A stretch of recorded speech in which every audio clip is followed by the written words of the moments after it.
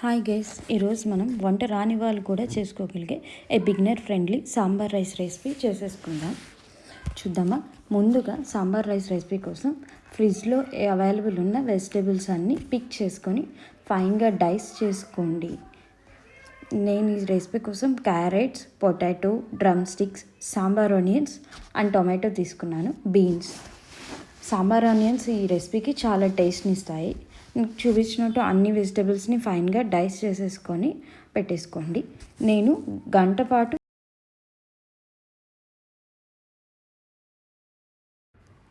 పాటు సోక్ చేసుకున్న rice and Toor దాల్ని 5 whistles కోసం కుక్కర్ పెట్టేసుకున్నాను.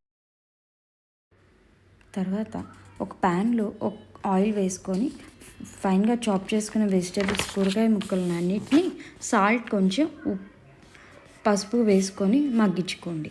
తర్వాత కొంచెం చింతపండు పులుసు, వాటర్ వేసి వెజిటేబుల్స్ని ఉడికించుకోండి. ముక్కలు మెత్తబడేదాకా ఇవి ఉడికించుకోవాలి.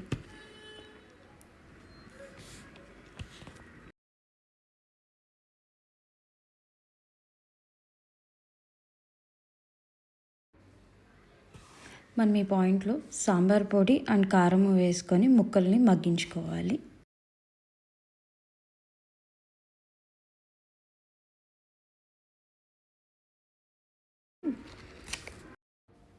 ముక్కలు పులుసులో ఉడికిపోయాయి కాబట్టి మనం ఇక్కడే సాల్ట్ని వేసుకొని చెక్ చేసుకోవచ్చు.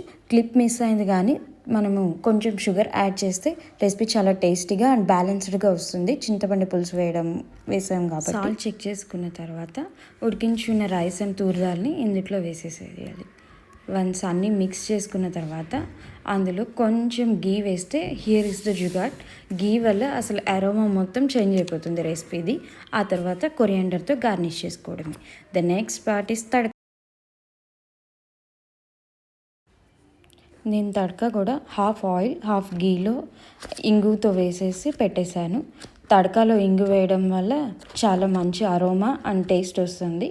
And ghee is the main flavour of the sambar rice. మీకు రెస్టారెంట్ స్టైల్ మంచి అరోమా రావాలంటే గీ వేయడం మాత్రం మిస్ చేయొద్దు.